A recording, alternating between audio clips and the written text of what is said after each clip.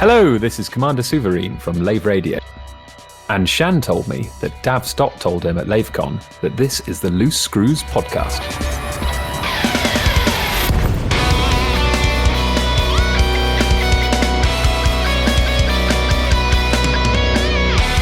Greetings, everyone. It is yet another episode of Loose Screws. Today we're recording on the 5th of November on 2020. And, we're here. We've got, I was about to say skeleton crew. There's nothing skeleton about this crew is great. I am joined tonight by NL Hate. Say hello. Yo, dudes. And Lieutenant Commander Data. Hello, everybody. Welcome back. Chig's busy with work crap, and this is fine. And yes, where is Craig? Who knows? Craig instantly failed. I think maybe we'll unattach him from Discord and reattach him at some point because he's acting weird, but that's okay. So what's going on today? We have a number of things to talk about on the show. First of all, a couple of things. We've learned that Commander Phoenix Dfire, Colin Ford over at Lave Radio, and his family have been diagnosed with COVID, and they're hunkering down over there. Last I heard, they were symptomatic, but not doing so bad. So I hope that's still the case. That was a few days ago. So wishing them well, and hopefully a speedy recovery, and, hopefully nothing gets too bad over there. And then, just a couple of hours before we started recording tonight, we heard from his wife that, Mal for the Win from the Flight Assist podcast, had an allergic reaction to something this afternoon and was taken to the hospital. But his wife said that he lost consciousness, but was revived and then taken to the hospital, where she could not join him, unfortunately. And that is the last news that I have on that. So I hope he's doing well and better over there. Speedy recoveries. Just all kinds of stuff going on like that, right, Hate? Oh, boy. Apparently Hate was poisoned last night and has been dealing with some food poisoning issues. We were regaled with a very, very disgusting story shortly before recording. He was thinking outside the bell all night last night. That hits it. Well done. Okay, well, feeling better for the moment, yes? Oh, yeah. Oh, yeah. What's that? I just needed to get some fluids in me. Okay, there we go. Fluids. So how's everybody been, besides the food poisoning, how's life been treating you lately, Hate? You were saying something about your new job. Yeah. I built a workbench PC so that I could do my PC repair job at work, like as a rite of passage. And it's operating 2 more cores and 16 gigs more RAM than my gaming PC does. From parts that were laying around? Junk parts that were laying around at the shop. So it's like a test bench setup, so you can quickly swap parts in and out. Well, mostly for like clerical stuff. We have some 16 gigs tools. Of clerical stuff. I gotta open QuickBooks and Microsoft stuff and Internet Explorer or whatever. I use Firefox personally because it's not very intensive. And though the work machine is better than my gaming machine, it's still an AMD 3 socket and 24 gigs of DDR3. As a matter of fact, the GPU is running DDR3 as its devoted memory as well. That's old-fashioned, right? Well, the Xbox Series X that I believe comes out on Monday is using DDR6 all the way through the machine. Wow. Yeah. And the new NVIDIA GPUs are using GDDR6X, which is some Slight variation on that. With a wider bus, I think. Speaking of hardware, I haven't watched or read any of the AMD reviews for, I guess, did they announce a new CPU line? I've seen some headlines. There are CPUs and GPUs coming. They're announced and should be getting closer and closer to release. I think so far the only benchmarks we've seen are AMD's own. But what I have seen, they seem like they're being pretty real about it, in the sense that they are posting some things where like the 3090 does beat them, but only by a few percentage points. So they're not like totally cherry picking everything. But there's a lot of questions. Like, they have some features built into the new GPUs that, like, it's something called rage mode. I'm not into the AMD stuff enough to know what these things mean in real terms, because AMD uses all the cool words for things, but like rage mode, and then there's smart RAM or something. And these need to they need to be paired with one of the new AMD CPUs in order to make these things work. So there's some kind of interactivity that allows them to do this extra feature. And in some games, it makes them perform better. So like, we see a stack of benchmarks, and if you look closely at the chart, like, some of them have these features turned on and some of them don't. So what we've seen is probably not exactly a head-to-head against NVIDIA, but they seem like they're doing well and predicted to have a price point that's pretty compelling. So that ought to light a fire under NVIDIA's butt. I still kind of feel like I'm paying attention to some of the other features, like not even necessarily the ray tracing, but like the other, like the dedicated streaming silicon that NVIDIA has in the NVENC encoder. If AMD doesn't have an answer to that, it's not going to be something that I'm interested in at all. Cough, so VR support, cough. Well, anything will run VR, but I mean, VR is just a matter of how much juice can how many pixels can you push in, less than 11 milliseconds. So, because nobody's using dedicated ports anymore, so it doesn't really matter. Truly. Crickets. Okay. Yep. Anyway, yeah, I don't know. I've not been like super into AMD stuff for a while, so I feel like I don't know everything, but I'm trying to pay attention to some of the blogs, because I don't know if I'm being tricked by NVIDIA. I would like to know about that. And even if it's not the product for me, I still like the idea that it is going to be competition and split the market a bit. Because I think that's better for everybody. I see more hype from the YouTube channels like Paul's Hardware and Gamers Nexus about their CPUs more than their video cards. And those are supposed to be hands down it's just the fastest CPU, like without question. So I believe that. I just don't know it. Like my computer has Intel sockets, so same. But I don't know. That seems to be the thing, is for a while they being AMD kind of didn't focus on GPU for a while and fell behind in that, but they got ahead on CPU stuff over Intel. So I don't know. We'll see how it shakes out, I guess. I mean, are you planning an upgrade soon? Oh, yes. always wanting an upgrade. I toy with the idea of going VR, but I haven't convinced myself yet to make the expenditure. Have you ever tried out a headset of any kind? No, none at all.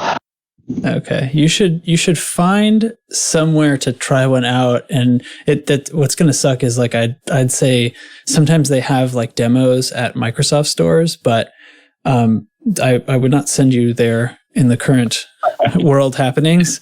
So I don't know if there's if you have a trusted friend or something like that, but it is something that I think you should try before you go committing to, because some people just don't get on with it at all. Mm-hmm. But if you can, if your stomach can take it, And if it's just going to agree with your whole, like how your kind of body handles that sort of thing, it is really amazing. And that's coming from me. Like when I got it, it took me like 3 days to be able to fly my spaceship like normal again without feeling like I was going to fall off of the earth. I was like very susceptible to it at first, but I took it easy and I got used to it. And now I can flip around and do all kinds of stuff without any worry. So what I'm hearing is if you're playing Elite with a VR headset and you're new to it, put a seatbelt on your chair.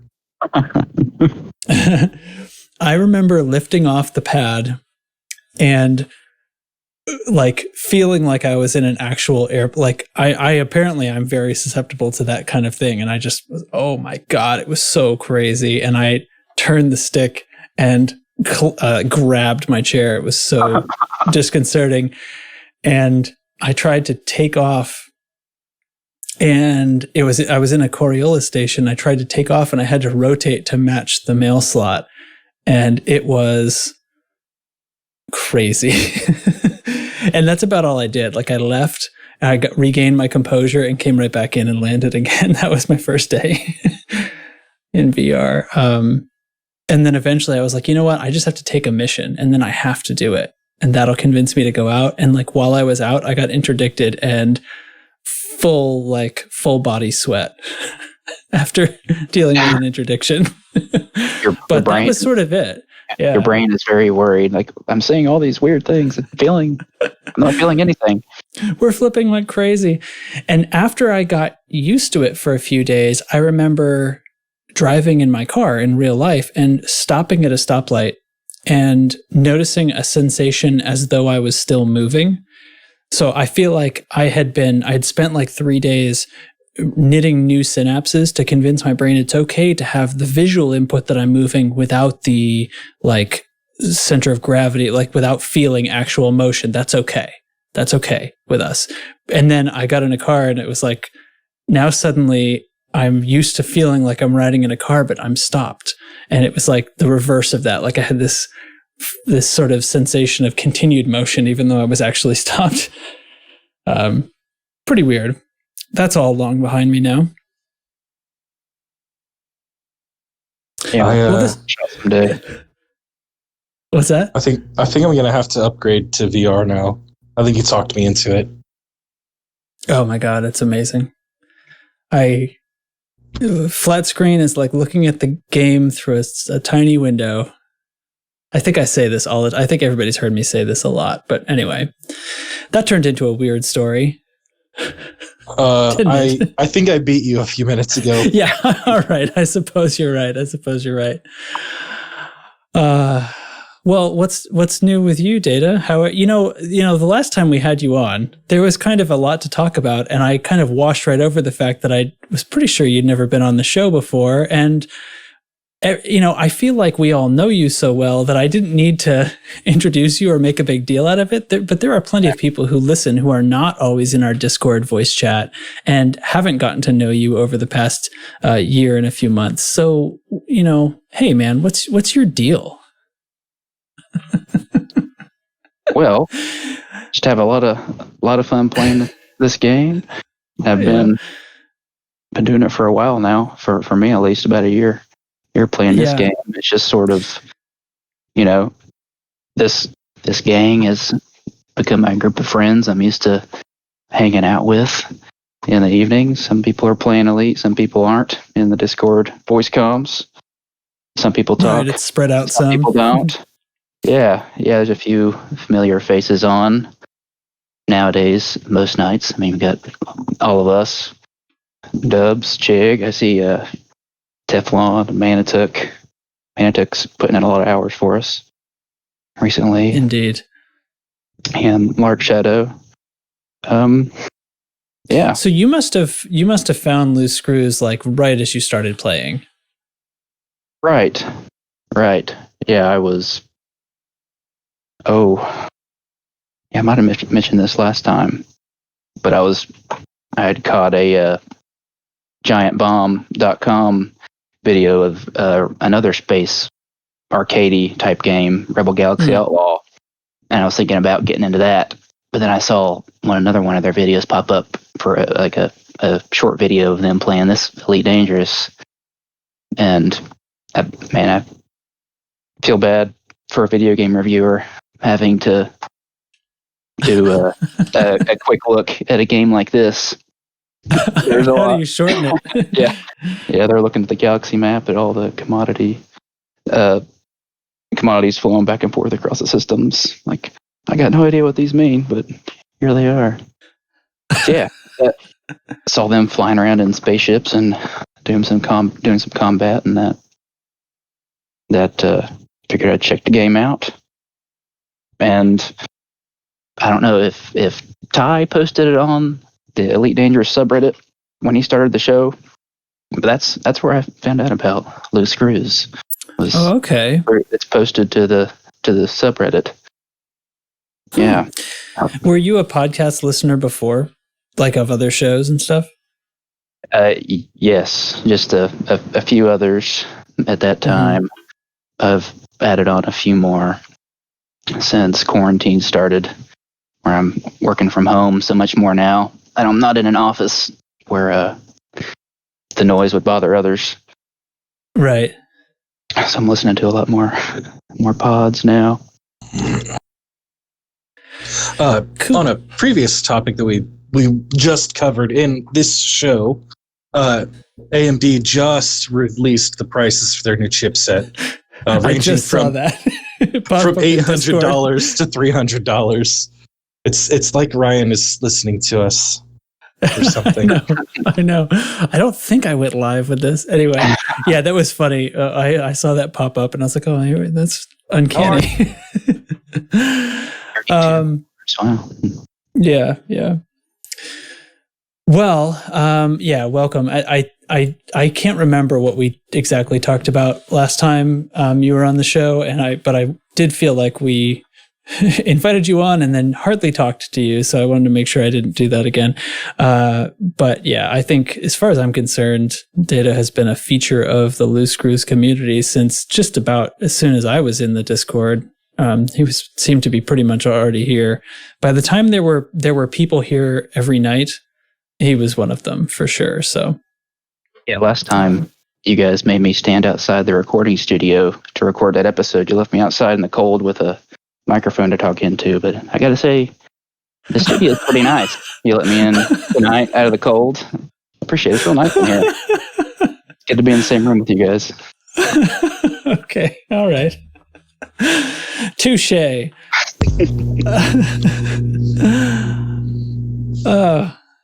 Hey, everything okay over there? Did noise bleed through? Oh, you know what it is? I think sometimes your mute when you're using your phone makes a sound, and I'm never sure if you just dropped to the floor unconscious or not.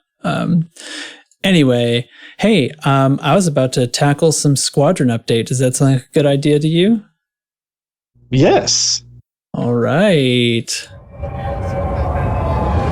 Incoming priority message. Squadron briefing.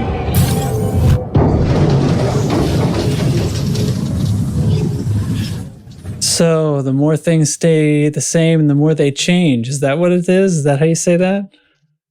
Yeah, that about covers it. We are doing some very targeted BGS, and we've made some friends this week. We've talked about Lave Radio already. We're going to talk about different people from Lave Radio. Eseka has reached out with to Nurgle and I, and I've relayed that to the crew. We're helping share the system Alexandris. They'll be probably invading that system in a week or two, so that they can bridge the gap between two of their factions. Eseka, I'm not sure which PMF he's in, or what the other PMF that they're linking up is, but we're making friends. We're being diplomatic, but neighborly. In the same stroke, we've had some bad neighbors, and we're now taking some actions that aren't very neighborly. If you'd like to know more about that, I really recommend that you join the Discord. That's a good plan. Yeah. It's a good plan. As opposed to saying we're going to war with a PMF, well, a player group and their native faction that's nearby. So that would sound angry. We're not angry. We're loose and screwy, but we're not angry. Yeah, so there's a lot that is kind of staying the same. You'll see a lot of familiar names on the standing orders list of systems, boost our influence almost everywhere, and focusing a little less on expansion and moving into maintenance on some things that were not being maintained correctly otherwise. So we're doing a little bit of taking matters into our own hands. So yeah, if you're interested in BGS, I would say we have some all hands on deck situations going on right now. There are plenty of missions and actions to be had, and we'd love to have you join in. And if you're listening and you don't know what the BGS is, please feel free to join the Discord and ask questions. We have a questions channel and a faction chat channel. Either place will get you BGS questions answered very quickly. Mm-hmm. Yeah, lots of questions always getting answered in the chat. Come hang out. It's fun for beginners and old-fashioned, old crusty old space captains otherwise. You've ever that wondered? Didn't go very well. Crusty, that's a good word to describe a lot of us, probably. What were you going to say? If you've ever wondered what the status tab on your right-hand panel means in your ship, when you see all those different names and status bars and icons and all those missions offered up in the stations. Yeah, why do some people think you're so friendly and other people think you're unfriendly? You're the same person. What's INF++? What's a biotech conductor? What is a biotech conductor? I love that. What's a biotech conductor? That's going to be the title today. I wasted a lot of those not knowing what engineering materials were and not accepting those mission rewards. So the sooner you join, the sooner you can learn. Oh my gosh. Okay. So thanks. Squadron update is lots of fun. Everybody get in there. Stuff's getting real. Now in the wider galaxy, Gal News has continued to pop off as they say, not me, of course, the youngsters say things like that.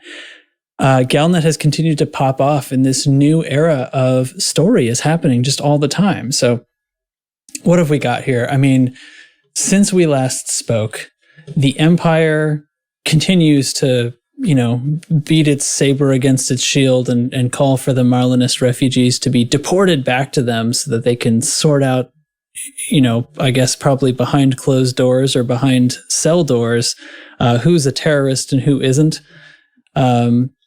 The next day, we have Aisling Duval taking on the medical treatment of her cousin Hadrian and making him feel all just spick and span better with fancy vitadyne nanomeds.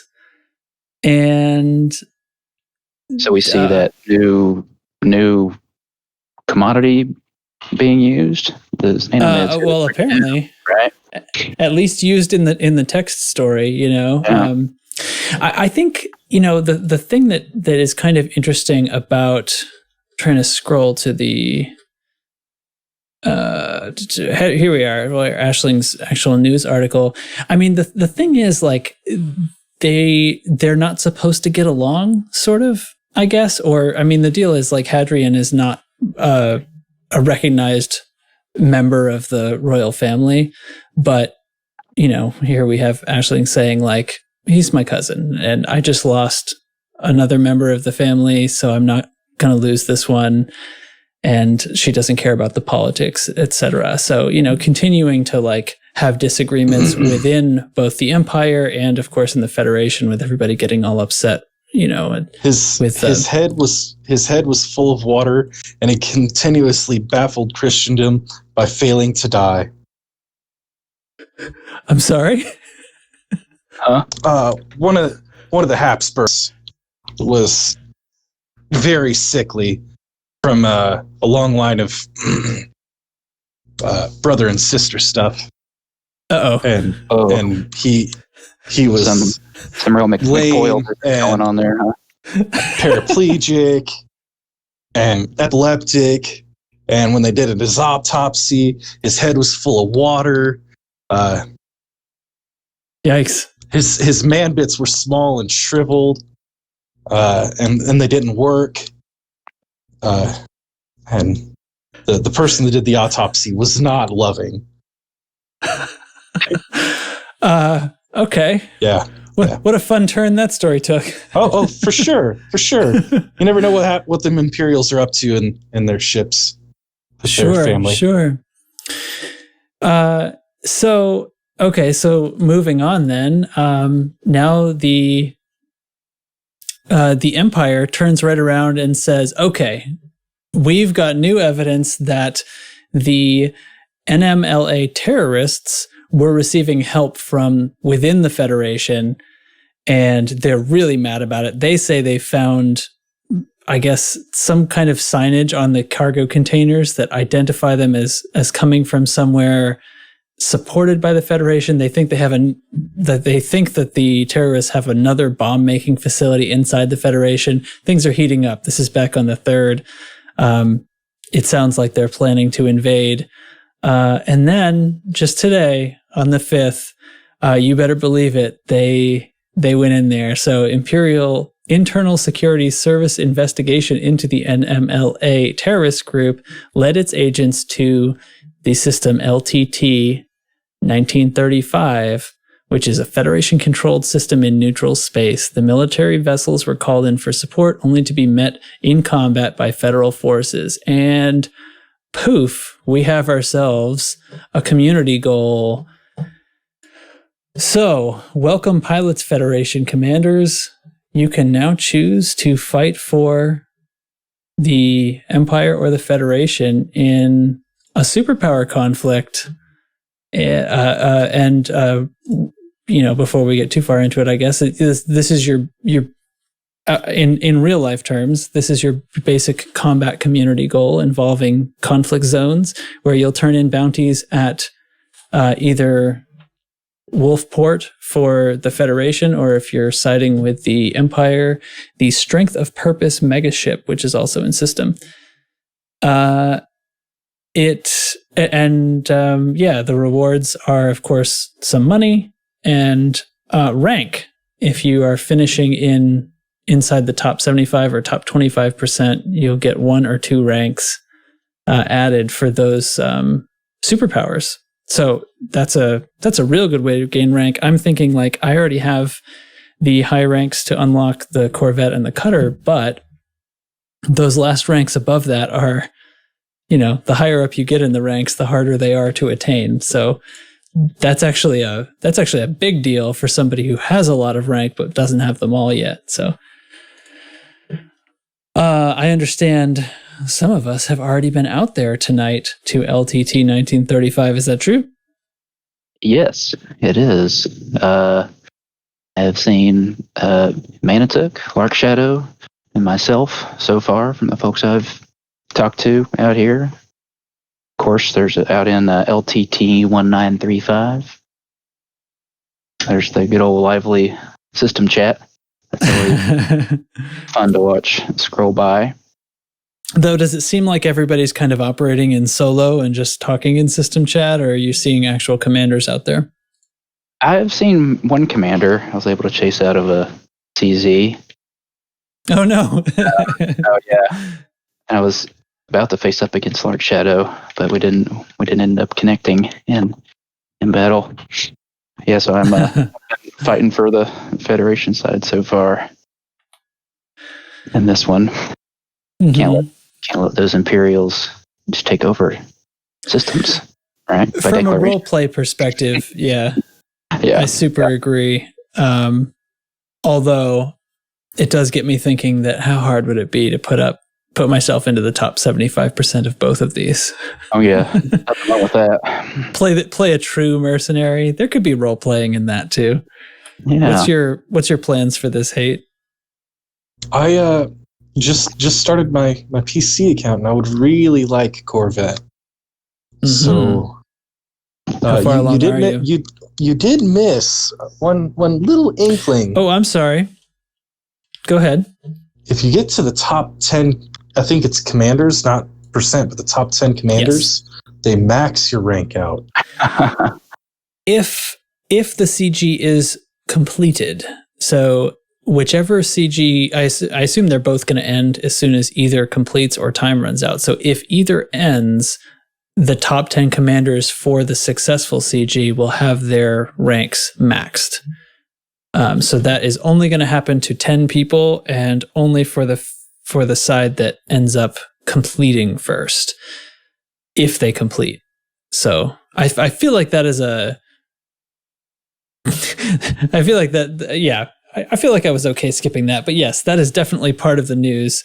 Thank you. You know, actually, as I was listening to the most recent episode of Lave Radio and heard about Colin Ford and his family suffering from COVID, the anchor position of the show was taken over by Souverine, and as he put it, the reason he wanted to do that was so that he could just read the headline and then kick it over to the other cast members to fill in the details, and he didn't have to learn anything. So thank you all for supporting me in my time of need and making sure I don't forget crap. Great job. Last week. Okay, so on some previous shows, I think Professor One talked about being sure to check the local news articles. Mm-hmm. They're out, and from an article a week ago at Wolfport and LTT 1935, it mentions the Marlinist refugees arriving in this system after the last community goal. So they've come out here and being chased.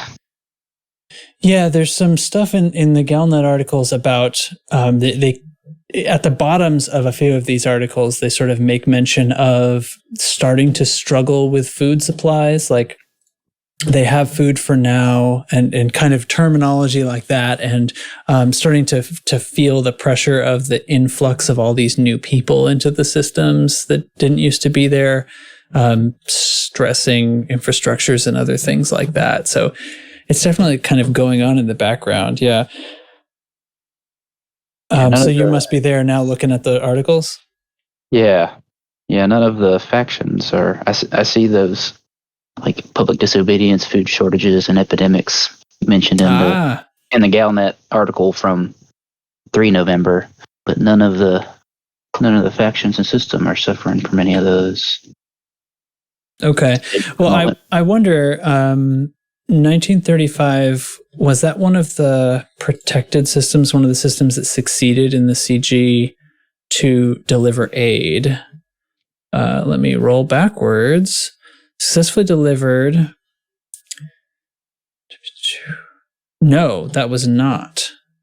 Okay, Okay, I was going to say that I wonder if the systems that did not succeed from their supply delivery CG would have more trouble or something. Maybe the news articles would exist there, but this is not one of those systems. So, okay. Well. Yeah, I've definitely made a habit of checking the local news articles whenever they're mentioned by a Galnet article. This conflict between superpowers has not happened often. Yes, and Data, you had posted in some info about when it has happened in the past. Yeah, I got curious and conducted about 8 minutes of expert research into the history of Federation warfare. And yeah, we have what you'll see mentioned, or what I first saw mentioned during the Drew Wagar lore tour streams. You know, the first war between the Federation and what would become the Empire back in the year 2324, when the Federation invaded Achenar after the Empire had inadvertently, I guess, destroyed sentient life in that system. And that was difficult for the Federation to maintain their supply lines because of the old faster than light tech. Took a long time, took weeks and weeks to get from Sol to Achenar. Wow. So they were ultimately repelled, of course, because the Empire survived. Mm-hmm. And the only recent in-game conflicts I saw on the wiki page was a proxy war. When the Thargoid structures were discovered in the Pleiades, there were some minor factions in conflict in those systems to try to control the structures and the meta alloys, but it was essentially ended in a stalemate when both sides withdrew after forming the Aegis group. Okay.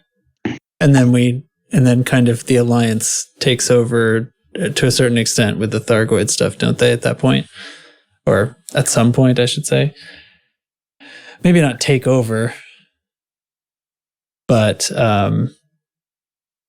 it's in they control that region of space.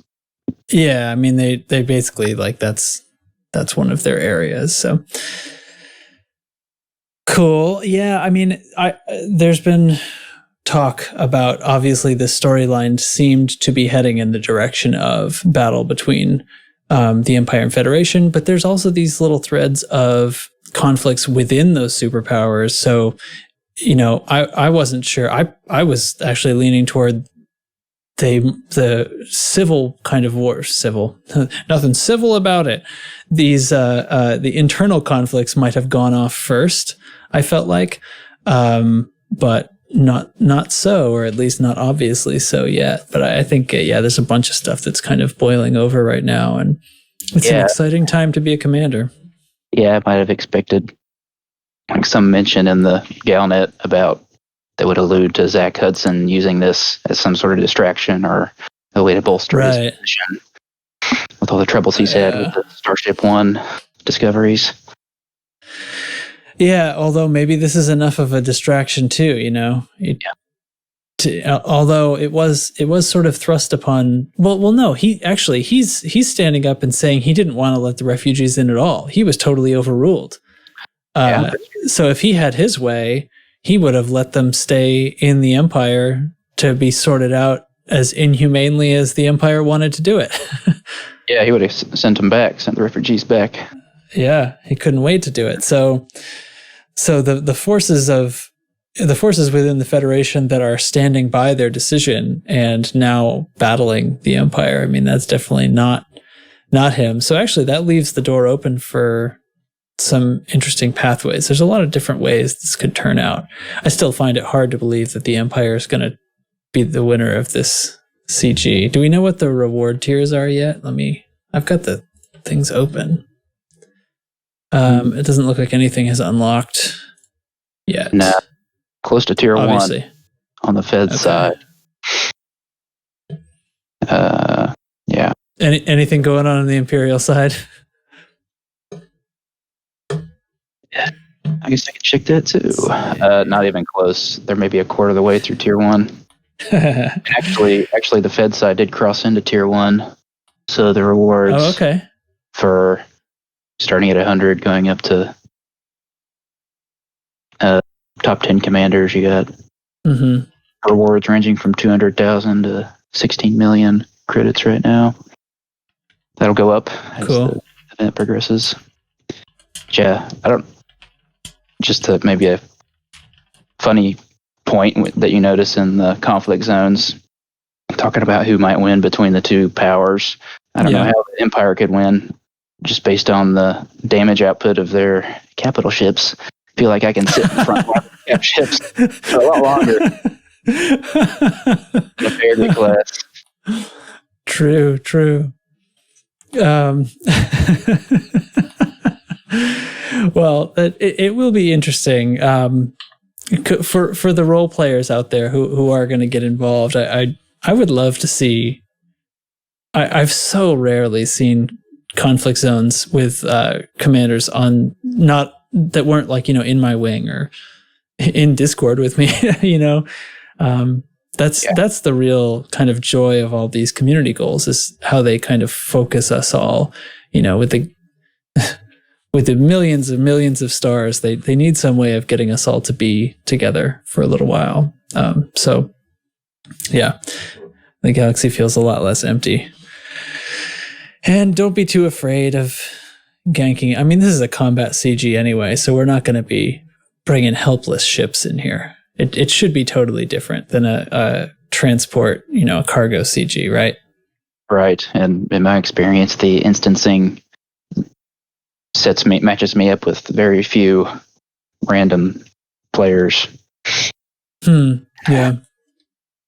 Even still, right? Well, my understanding is there are lots and lots of conflict zones, so choose your intensity level and get out there. It'll be fun. And what is this image? Oh, I get it.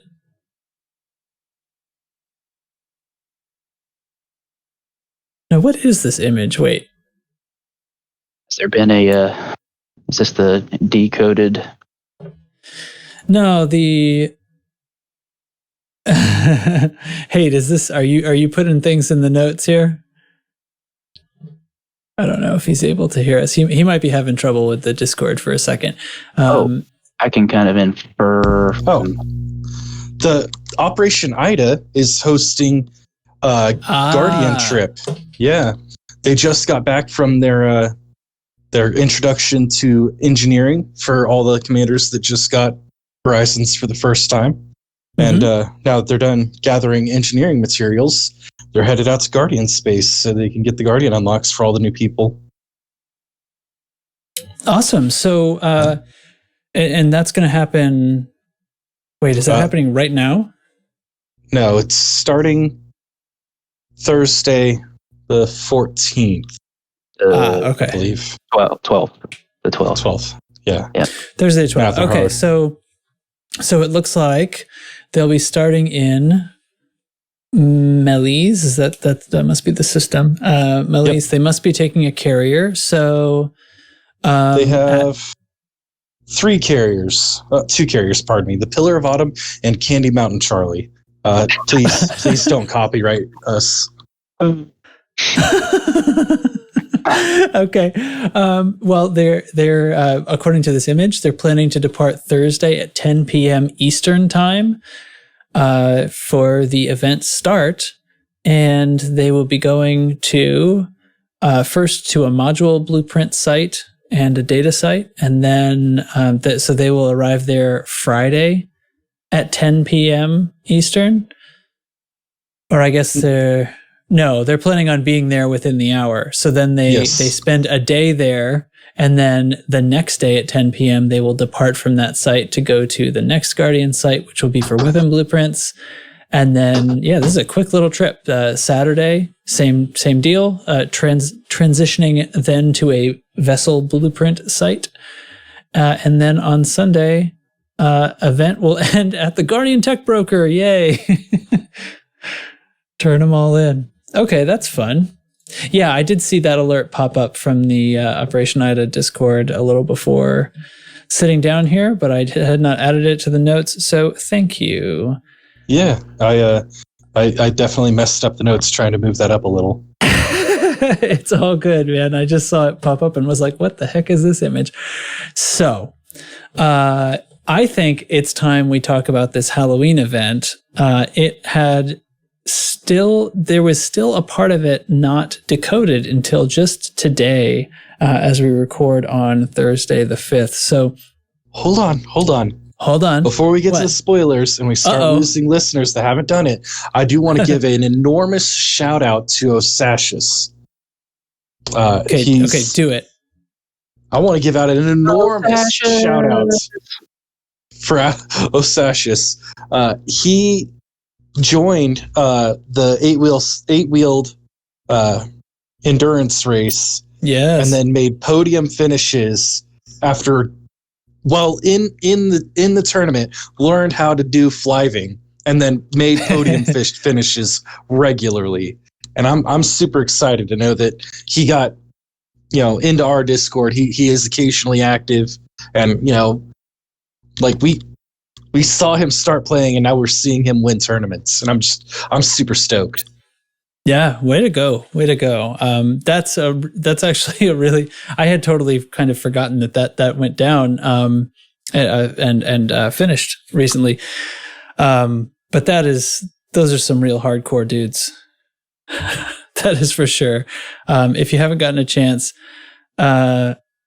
check out, check out, there are various, recaps you can find. I think they actually played some of it on one of the Frontier streams as well. One of the ones that I caught a piece of, there was some of that in there, and they do a great job of sports casting it, and gosh, outstanding. I mean, right down to the aerial camera work and everything, observing the race, and fabulous stuff. So way to go, everyone down there on your 8 wheels. Is it time to get spooky? Let's get spooky. Okay, let's get spooky. So we talked last week about the Halloween event that had really just come to a head when we were recording, and everyone jumped all over it right away. I honestly can't remember how much detail we went into about it, but there was the binary code message, which got taken apart instantly, because, binary code's pretty easy. There was some thoughts that there might be like a subcode in there somewhere, something to do with the colors, but so far nothing has emerged. So I'm kind of thinking probably not at this point. But many of the sites were found, the logs uncovered, and it does tell a very spooky story. And what I think is particularly interesting about a lot of this is it's taking place kind of before humans are first introduced to the Thargoids. Like this could have been the very first Thargoid contact before all of the Commander Jameson mycoid virus stuff, from, back in the 80s in real life. So, I mean, I didn't go out to explore any of this stuff on my own. Did you guys? I made it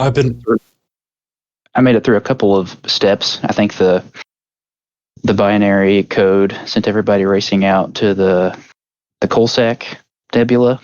Yeah, it was, and then last Thursday the ghost ship Adamastor arrived in the Chuck Chan system. So that's where I started.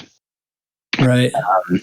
So you go there. There's a lot of damage to the ship, of course. You can scan the uplink, and it gives you an incomplete log. Yep. A few different descriptions, some incomplete descriptions of where the ship has been, not the whole story. And when you combine one of the logs in there with another local news article in Chuck Chan, it sends you to a listening post that's actually in the direction of Barnard's Loop, which is sort of the opposite direction of the Colsack Nebula. You kind of got to line up a couple of the systems mentioned in the local news article and extrapolate out a certain distance to find the listening post system. And that code that the listening post gives when you scan it is what stumped people for about a week, right? That was just figured out today. Until this morning. And I guess this is another thing that kind of brings me great joy, because the secret seemed to be that it was just much simpler than everyone was letting it go, right? So somebody eventually tries, the first character in this string of random letters and numbers is 8. And somebody says, oh, okay, well, what if we just make a line break at 8 characters all the way through the thing? And suddenly when you read it vertically, you can see I guess it was a longitude and 615 light years. And I think that's what it says, right? There's a longitude minus 38.0, 615 light years, body 3. Right, body 3, right. So now we know a direction, we know a longitude, but if we go back to one of the logs contains a latitude without a matching longitude. So between all that, we ought to be able to figure out which way we're going. I saw this kind of popping off just now, or not just now, but earlier today. And, I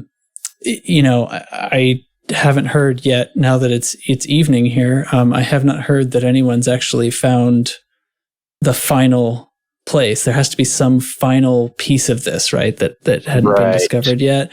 I think this would be the lab that the how do you say, Atomaster? The Atomaster was sort of autopiling back, right? Instead of going to its original destination, it was switched to return to probably the home base of the company, this evil entity company that owns it, trying to return its presumably Thargoid cargo to it.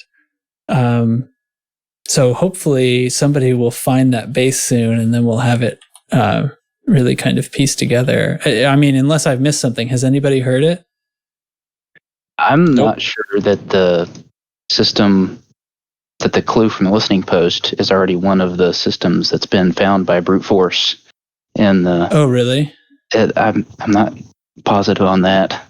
I thought I heard that mentioned, but not everything has been found for sure. There's still mysteries, I think. Okay.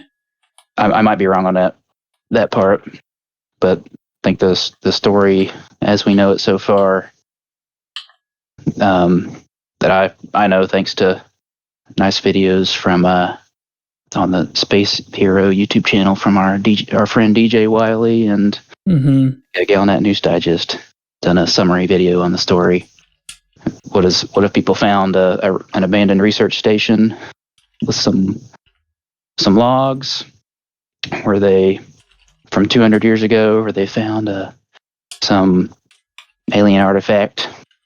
We're not sure if it was a living Thargoid or a Thargoid sensor, because when they took it in, it started making all their equipment malfunction.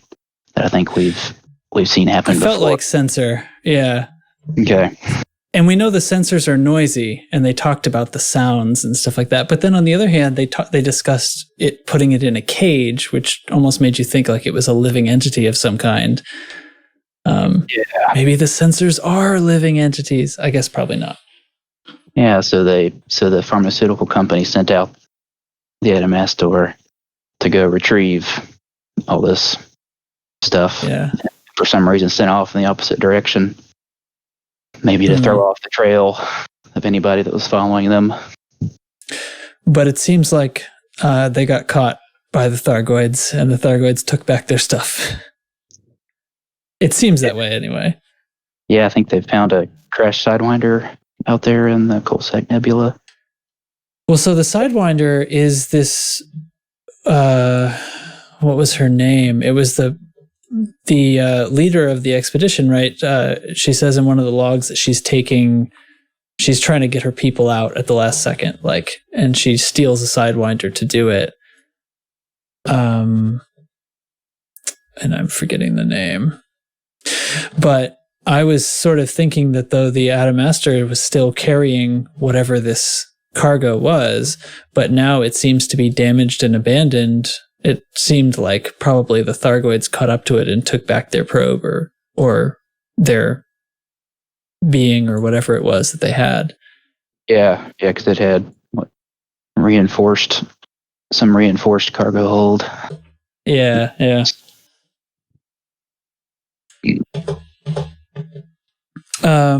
All right. Well, that brings us basically up to speed. I mean, it's really, really cool. If you want to go out and hunt down these things, you can kind of learn as much or as little as you want about how to kind of piece it together. It has kind of been solved, so I really feel like at this point it's probably not that much spoilers, and you would have known to avoid it if you didn't want to.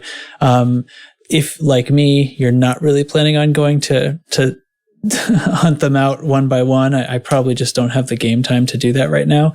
I really enjoyed the various recaps and stuff between just Galnet News kind of talking about it all, and the Burr Pit in particular had kind of just the audio logs, kind of all back to back, for sort of just the great kind of the audio production that these guys put together for the game.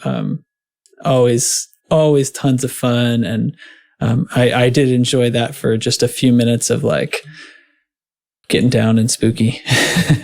Somebody or something has hidden Thargoids from us for an extra 200 years. Right. Or the Thargoids caught him and stole it, and they never had it. This could be a dead end story, but it might not be. Maybe it's not. Maybe this company is the one who stormed their own ship and took it. I don't know. Does it look like it has Thargoid damage on it? I actually haven't even seen the ship. Yeah, it's a good question. I didn't remember. It definitely has 200 years of wear and tear on it. Okay. Well, there's at least that then. I'm trying to think of what I missed here. I don't know if we did. We're that's basically the deal. I do kind of feel like it is pointing us to somewhere that hasn't been found yet. At least that was my impression today when we were getting the notice that the final message had really been decoded. I'm just going to go and right now review the forum thread where it was Commander Matthew whatever that finally did crack the code. It's his literal name in the forum. I'm going to scan through quickly, and I'm going to try to keep talking. And see if anybody is actually going to zip on out there and try to find what this world is with Body 3. Boy, there's still a lot of tinfoilery going on in the forum here. People are finding other things in this message now that we've arranged it vertically. They're trying to... there's West, there's Nest, there's Ruins in here, but I think they have to organize it differently. No, that's 8. Yeah. It does say Nest, and it does say Ruins too, but there's a bunch of other letters around them. And okay, well, I'm just narrating my own browsing of the forum now. This is very silly. But somebody shared an image that I recognize as a famous image from the SETI project, which their radio telescopes just spit out a bunch of numbers looking for a signal. And signals would stand out because they'd be like a cluster of different numbers and letters and stuff. And if I'm not mistaken, this was like the discovery, it ended up being like the discovery of a new quasar or something like that. But it was this signal that they didn't know what it was, and the scientists printed it out and circled it in red pen and writes "wow" next to it. This is a very famous astronomy image. And this is shared on here because it does look exactly like what we're looking at, right? We're turning all these letters vertical and arranging them in rows of 8 and circling the word searchy stuff that pops out to our eyes and stuff. Trying to find a pattern. Right. And then exists. The wow signal. Yeah. If you want to know what that is, I mean, Google astronomy, the wow signal, and you'll get it. But I've got one more page of forum. I don't think anybody seems to have gone there. They're still arguing about different ways of doing it. I think people in this forum are still trying to find other stuff in this noise.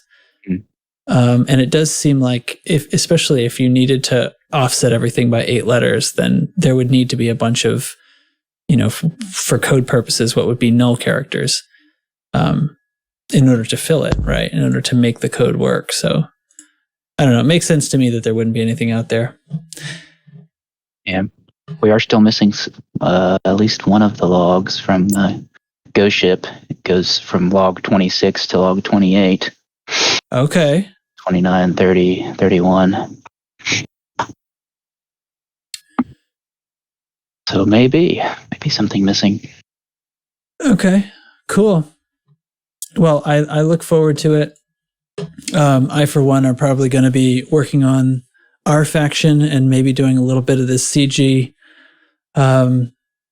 Anything else you guys want to add, or should we call this a show?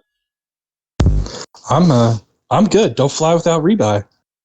Yeah. All right. Well, thanks for being joined to me tonight for this very special time here on the Loose Screws, being so loose and so screwy. No, but yeah, I'm trying to be funny and not really succeeding, but sincerely, thanks for coming along, Data. We hope to see a lot more of you. I hope you had fun because, yeah. All right. Good. I've been getting lots of good feedback about all the people that we've been having on the show. So yes, I hear you. This is going to continue, full steam ahead. We're having fun over here. Thanks for listening, and visit loosescrewsed.com to get your fix of all things that are attached to and related to Loose Screws, included and perhaps most particularly a link to the Discord. But you can also find the merch store there where you can buy your sweatshirts and mugs, and then you can display them proudly from at least 6 feet away from everyone, and hopefully they'll ask you about it, and then you'll get to say, well, let me tell you. And that'll be the start of a glorious conversation. So if you don't buy that merch, how else are we supposed to get paid? That's right. That's exactly right. Yeah. How will we continue to fund imperial terrorism if you don't buy our merch? Oh, shoot. Wait, edit this out, Justin. Okay. Yeah, join the Discord. Join the Discord. Join the Discord. The game is more fun with people. Thanks very much, everyone. I have been Commander Jantrax, and I still will be tomorrow. So there you go. Keep it loose. Keep it screwy. Good night.